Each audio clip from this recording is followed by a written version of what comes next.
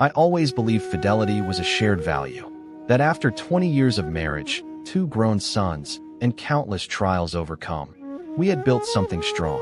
My wife, Clarice, was charming, warm, and always attentive, at least on the surface.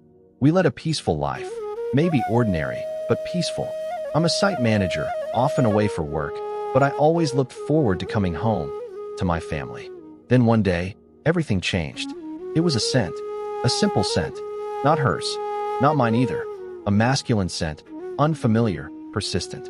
It was there, every time I came home, growing stronger. At first, I told myself I was tired, imagining things. But my instincts whispered something darker. I asked her about it, gently. She laughed. She said it was a new laundry detergent or a colleague's cologne.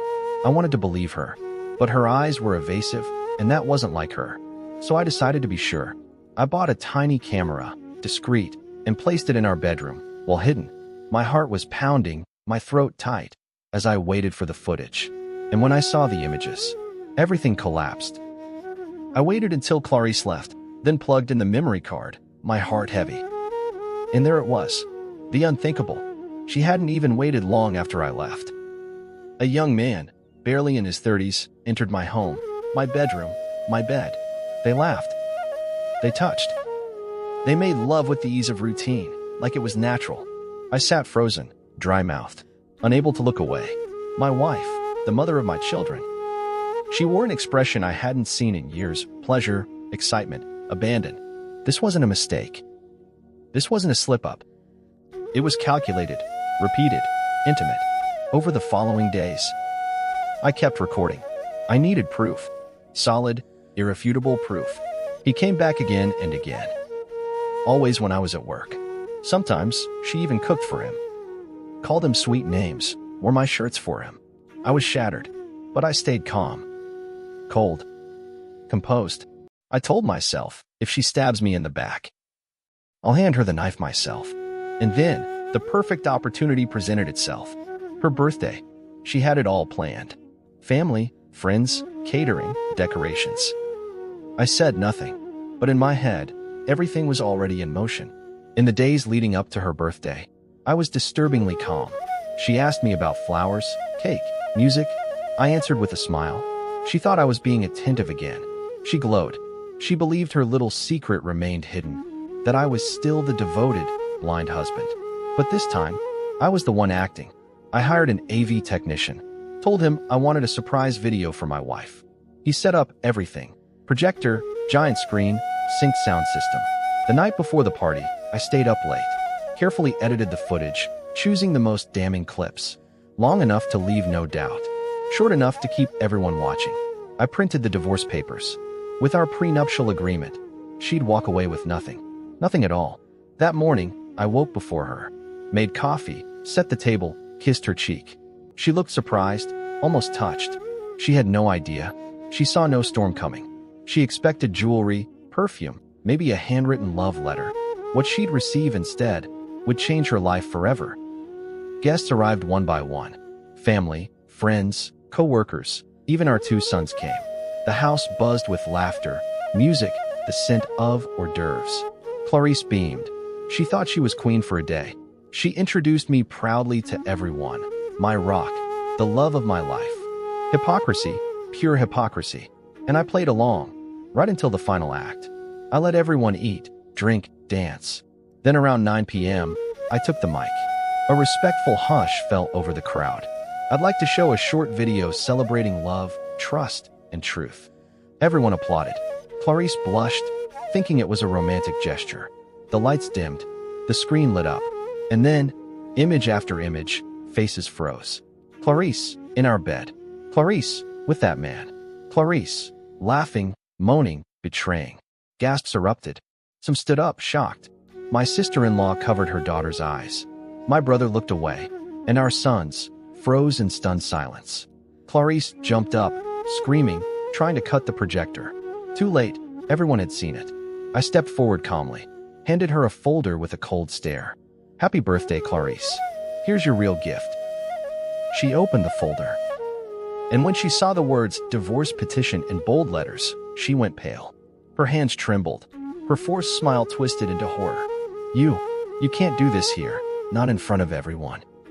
I didn't answer. I let her sit there, in that cold silence, in the wreckage of her lies. She looked around like a drowning woman reaching for help. But no one moved. Her friends looked away. My family stood firm. Our son said nothing. But the oldest walked out. The youngest followed. Clarice tried to stop them. The eldest shot her a glare, cold and disgusted. You've shamed us. Her legs gave out. She collapsed onto the couch. And in her eyes, panic, fear, loneliness. The young lover? Nowhere to be found. She tried calling him in secret while people slowly left. But he never picked up. I went upstairs. To my room, mine again. And for the first time in a long while, I felt free. The next morning, the house was empty. No more decorations, no more music, just silence. Clarice was still on the couch, curled up, her eyes hollow, her face bare, unrecognizable. She begged me to talk, to give her a chance. But there was nothing left to say. You betrayed me. You defiled our home, our story. She tried to explain. Said she felt neglected. That she hadn't meant to fall for him. That it was just a phase. But I knew the truth. The footage was clear. This wasn't weakness, it was a choice. Our sons wanted nothing to do with her. They came to see me, hugged me, and said they were staying with me. You're our father, and you gave everything for this family. Clarice was completely alone. No alimony, thanks to the prenup. No property in her name. And the boy she cheated with had vanished. I gave her 2 weeks to leave the house. She did quietly, head down. She left with one suitcase. I didn't watch her go. I didn't need to. At first, just emptiness. The deep void betrayal leaves behind. I barely slept, ate little. But I had my sons, and their support healed me. I threw myself back into work. Picked up sports again. I repainted the house, room by room. Like I was scrubbing away her scent, her lies. My sons came over for dinner. We laughed, we talked. And little by little, the pain faded. Not completely, but just enough to breathe again. I reconnected with old friends, started enjoying the little things. Morning coffee on the terrace. Sunday football games. Silence, the kind that no longer hurt. One day, while sorting boxes, I found our wedding album. I looked at the cover, then closed it.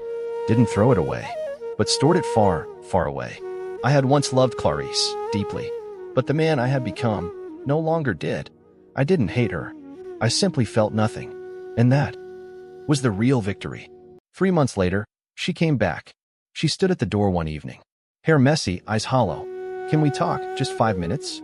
I stepped outside, but didn't let her in. She said she'd lost everything. Her parents had disowned her. Her friends stopped answering. The man she cheated with blocked her everywhere. I made a mistake, a huge mistake. I looked at her, without anger. I felt nothing, only pity. She tried to touch my arm. I pulled back. You destroyed something that can't be rebuilt. She cried, knees on my doorstep, like a scolded child. But I didn't pity her.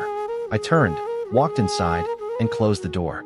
Not violently, just firmly, calmly. She stayed there a while. Then I heard her footsteps fade. And for the first time in months, I felt completely free. Eventually, I heard about Clarice's new life. She rented a tiny room in a shabby residence.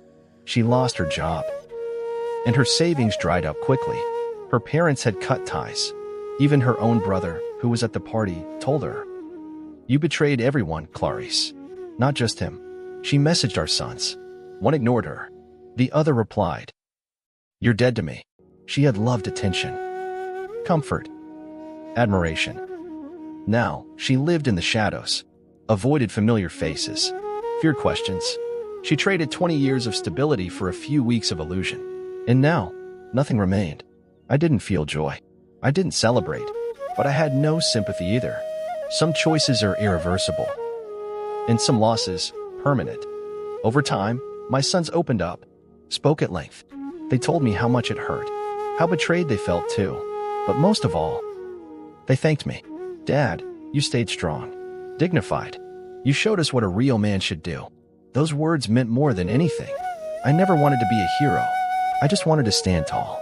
I realized this story, as painful as it was, had strengthened our bond. And by handling it the way I did, I kept them from growing up inside a lie. I told them everything clearly. No sugarcoating. No excuses. They understood and made me a promise. If we become fathers one day, we'll never forget. One morning, I looked in the mirror and I saw myself smile. Not a fake smile, a real one. Small, but peaceful. I held no more anger, no more resentment, only clarity. I hadn't lost anything. In fact, I'd regained everything. My freedom, my integrity, and above all, my son's love and respect. Some say revenge is sweet, but what I felt wasn't revenge. It was quiet justice, truth exposed, and the calm strength of a man who chooses no longer to suffer. I don't know if Clarice will ever recover, but me? I'm standing tall, and that's all that matters. Today, the house feels different. Not bigger, not fancier, but filled with a new kind of peace. I redid the bedroom, painted the walls, changed the sheets. I even adopted a dog. He keeps me company, makes me laugh. I meet new people. I live. I breathe. Clarice is just a name now. A blurry memory. A warning. And if this story leaves any legacy, it's this. Never let someone's love cost you your self-respect. Never let comfort silence truth. And never forget, the one who betrays loses more than they think. I didn't lose a wife. She lost a man, a home, a family. And me? I gained my freedom.